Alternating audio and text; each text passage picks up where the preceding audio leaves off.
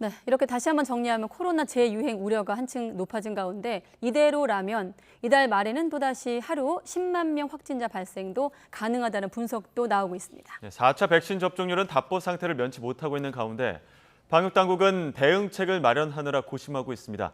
정재훈 가천의대 예방의학과 교수와 함께 코로나 재유행 가능성과 대응책 이야기 나눠보겠습니다. 어서 오십시오. 네, 안녕하세요. 네. 방금 교수님이 마이크 차시면서 회의도 많아지고 또 방송 인터뷰도 늘었다고 하셨는데 분명히 코로나19에 변곡점이 생긴 건 맞는 것 같습니다. 결국 두 가지가 가장 궁금한 건데 유행이 다시 온 것인가 그렇다면 또 4차 접종이 필요한가가 아니겠습니까? 먼저 6차 대유행 시작이 됐다고 보면 되겠습니까? 저는 6차 대유행이라는 표현보다는 네. 대규모 유행의 재유행이라고 표현을 드리고 싶은데요. 대규모 유행의 재유행. 네, 예. 우리나라에서는 오미크론 대유행 같은 경우에는 하루 최대 확진자가 60만 명에 달할 정도로 큰 규모의 유행이었습니다. 네. 그렇다면 그 이전의 유행이라고 하는 것이 많아봐야 하루에 7천 명 정도의 확진자였었거든요. 그렇다고 본다라면 본격적인 대유행은 오미크론 대유행부터 시작되었다라고 보는 것이 맞을 것 같고요. 그리고 오미크론 대유행 이후에 새로운 변이가 등장을 하게 되면서 지금은 대유행 규모 정도 되는 재유행이 다시 도달했다. 이렇게 표현하는 게 가장 정확할 것 같습니다. 저희가 지금 미국의 경우에는 실제 확진자 집계치보다 7배 정도의 확진자가 많을 것이다 이런 분석들도 지금 나오고 있는데 국내의 경우는 어떻습니까? 지금 집계치보다 훨씬 많은 확진자가 있을 가능성이 있는 겁니까? 네, 우리나라는 그래도 진단검사가 매우 잘 이루어지는 편이기 때문에 미국만큼의 비율은 아닐 것으로 보입니다. 하지만 국내 데이터를 보면 전체 감염자 중에서 확진되는 비율이 절반에서 3분의 2 정도에 불과하다라는 통계들이 있거든요. 다른 말로 표현드리면 3분의 1에서 절반 정도의 감염자들은 확진되지 않는 겁니다. 그러니까 그만큼의 숨은 감염은 있다고 봐야 됩니다. 숨은 감염. 그러니까 코로나 증상이 있는데도 검사받지 않는 경우도 있을 것 같아요. 왜냐하면 확진자에 대한 어떤 체감도 좀 달라지고 이전 그 말씀하신 오미크론 대유행 때와는 좀 다르거든요, 상황이. 네, 국민들이 위험에 대해서 느끼는 정도가 많이 달라지신 것 같고요. 네. 거기에 더해서 코로나19의 증상이라고 하는 것이 사실상 호흡기 바이러스의 증상이 다 감기와 유사하거든요. 네. 그렇게 증상이 애매한 측면이 있기 때문에 진단검사를 받지 않는 분들도 계신데 특히 고위험군 같은 경우에는 빠르게 진단검사를 받고 경구용 치료제를 투약받냐에 따라서 중증화 여부가 달라질 수 있거든요. 네. 그런 분들은 꼭 검사를 받아보시길 권유를 드립니다. 앞서 리포트 통해서도 더블링 현상에 대한 우려를 전하기도 했었는데 지금 이런 추세라면 다음 주 늦어도 이달 말까지는 10만 명 이상 증가할 것이다 이런 우려에 대해서는 어떻게 분석하십니까? 10만 명이라고 하는 것은 지나가는 하나의 지점이라고 생각을 하고요. 예전의 유행이나 여러 가지 과학적인 예측 결과를 봤었을 때에는 저는 8월 중순 정도에는 최대 20만 명 정도까지는 확진이 가능하다라고 말씀을 드려야 될 것 같습니다. 네. 그런데 이 20만 명이라는 표현 자체가 전문가들이 표현 드릴 때는 일주일에 평균이 20만 명 정도인 것이거든요. 근데 우리나라의 데이터를 보면 화요일과 수요일 확진자가 많이 늘어나는 경향들을 보입니다. 그러면 국민들이 체감하시는 가장 높은 숫자는 한 23만에서 25만 정도까지도 도달할 수 있다. 그렇게 예상을 하고 있습니다. 아, 그렇군요. 서두에 교수님께서 6차 대유행보다는 대유행이 재유행이다 이렇게 말씀하셨는데 그렇다면 내일 방역 대책을 정부가 발표할 예정인데 그런 좀 대응도 또 달라져야 되나요?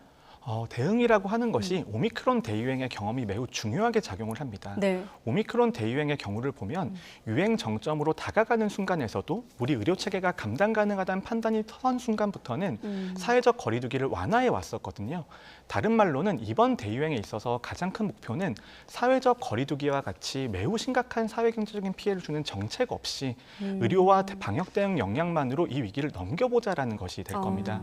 그렇다면 그것을 위해서 필요한 준비가 무엇인지를 현재 고민하고 준비해야 되는 시점이라고 생각합니다. 그게 무엇인지 많이 회의도 하신다고 하셨는데 교수님은 어떤 좀 의견을 내고 계십니까? 의료와 방역에만 좀 방점을 찍는 대책이라고 한다면요? 일단 방역 대책이라고 하는 것이 크게 보면 약물을 사용하는 것과 비약물적인 중재 두 가지로 나눌 수가 있는데요. 약물을 사용하는 중재 같은 경우에는 고위험군들에 대해서 4차 접종을 최대한 권고해 드리는 방법, 그다음에 경구용 치료제를 최대한 증상이 있으신 분들에게 빠르게 투약을 해드려서 중증으로 전환을 막는 방법이 있을 것이고요.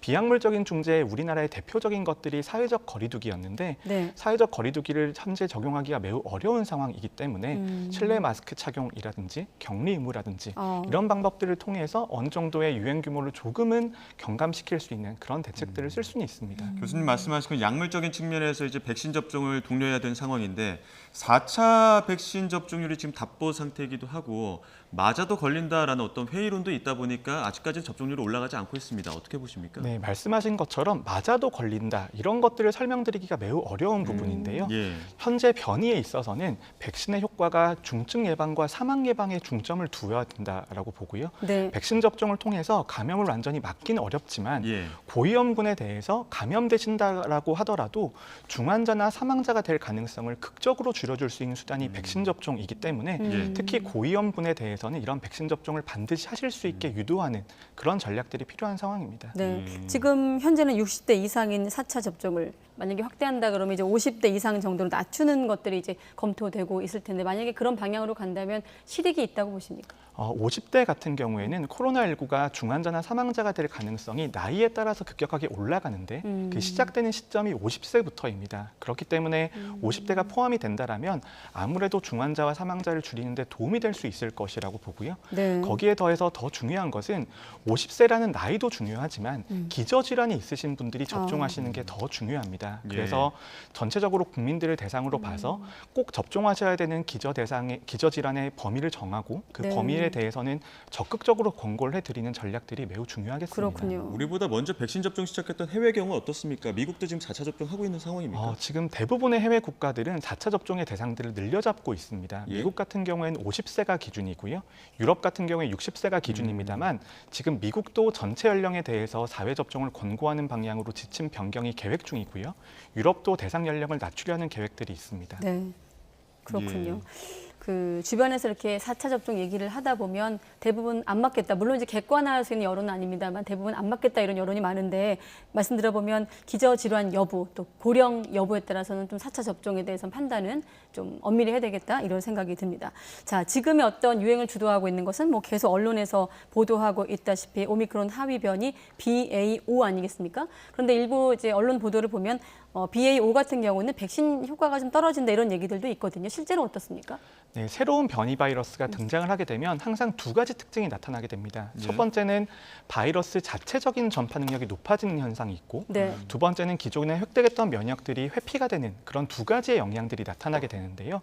지금은 감염이나 백신 접종을 통해서 면역을 획득하신 분들의 비율이 매우 높은 상태이기 때문에 바이러스의 진화 방향은 면역을 회피하는 쪽으로 더 강력하게 나타나게 됩니다. 특히 BA.5 같은 경우에는 과거에 획득했던 면역을 강력하게 회피한 특성들이 나타난다라고 보고가 이어지고 있기 때문에 백신을 접종하더라도 돌파 감염될 가능성도 높아지고 반대로 감염되셨다라고 하더라도 재감염될 가능성도 높아지고 있습니다.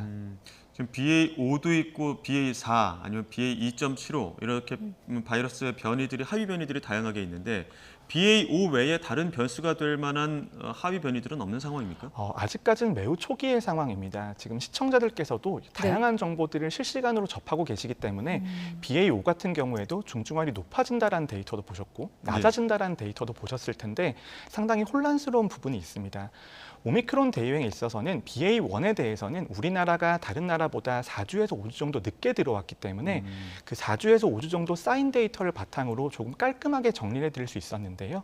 BA.5 같은 경우에는 해외와 우리나라의 시차가 1주에서 2주 정도밖에 나지 않습니다. 그렇기 때문에 지금은 정보를 수집하고 있는 단계이고 네. 전체적인 전문가들의 중론은 전파 능력과 면역 회피 능력은 매우 많이 발달을 했지만 중증화율에 있어서는 큰 변화가 없을 것이다. 그리고 다른 종류의 변이에 있어서도 유사한 경향이 나올 것이다. 이렇게 예상은 하고 있습니다. 정보를 수집하고 있는 단계여서일까요? 지금 보면은 부작용이 좀 우려되고 있는 부작용 걱정되는 백신보다는 치료제를 바로 이제 병원에서 쓸 수 있게 하고 또 백신 접종 같은 경우는 좀 원하는 사람만 하는 게 낫다 이런 주장도 있거든요. 교수님의 생각은 어떻습니까? 저는 이런 방역 정책에 있어서 항상 두 가지 극단처럼 보이는 주장들이 있다라고 생각을 합니다. 하지만 그런 것들은 극단적인 주장 하나만을 선택하기보다는 모두 다 포함할 수 있는 포괄적인 방안을 고려해야 된다고 생각을 하고요. 네. 고위험군들에 대해서는 접종을 권고하는 것이고 일반 인구 집단에 대해서는 접종을 허용하는 방향으로 가면서 이런 접종에 대한 우려를 불식시킬 필요가 있고요. 그리고 치료제에 대해서도 접종도 중요하지만 경구용 치료제를 빠르게 투약할 수 있는 환경을 만드는 것도 역시 중요합니다. 그래서 말씀하신 모든 방안들을 포괄적으로 적용할 수 있는 체계를 만드는 것이 재유행에 있어서는 중요한 지점입니다. 지금 한편으로는 또 당국이 전국 규모의 10,000명을 대상으로 해서 상체 양성률 조사에 착수했다 이런 소식도 전해지고 있는데 이 데이터는 어떻게 활용이 되고 어떻게 지금 조사가 이루어지고 있는 겁니까? 네, 항체 양성률 조사 같은 경우에는 다음 유행을 예측하고 유행에 대해서 대비하는 측면에 있어서는 굉장히 중요한 기초 자료입니다. 네.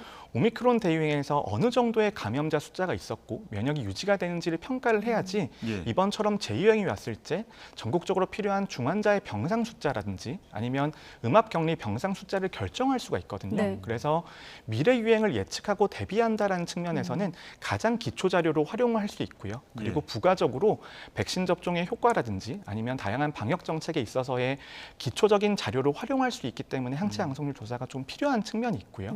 그리고 전 세계 선진국들에서는 대부분의 국가들에서는 항체 양성률 조사가 이런 식으로 정기적으로 이루어지고 있습니다. 네, 그러니까 내가 이제 자연 면역, 항체가 있는지 여부를 좀 알기 위한 어떤 조사인데 사실 이게 2달 전에 원래는 이제 애초에는 이루어질 예정이었는데 여러 가지 좀 이유로 2달 미뤄진 거거든요. 지금 대유행의 재유행 상황에서 좀 늦어진 거 아닌가 이런 생각도 드는데. 행정적인 절차라든지 여러 가지 이유 때문에 조금 늦어진 측면이 있습니다만 네. 한 가지 분명하게 말씀드릴 수 있는 것은 오미크론 대유행이 있었고 재유행이 있었습니다. 그 다음 유행도 또 있을 거고 그 다음 유행도 또 있을 겁니다. 지금 이런 유행에 대해서 반복되는 유행에 대해서 대비를 하기 위해서는 지금이라도 체계를 정비하는 게 매우 중요하다고 생각을 하고요. 네. 늦었다고 생각할 때가 가장 빠를 수 있다고 봅니다. 네, 예. 알겠습니다. 네, 여기까지 듣도록 하겠습니다. 지금까지 정재훈 가천의대 예방의학과 교수와 이야기 나눴습니다. 오늘 말씀 고맙습니다. 네, 감사합니다. 고맙습니다.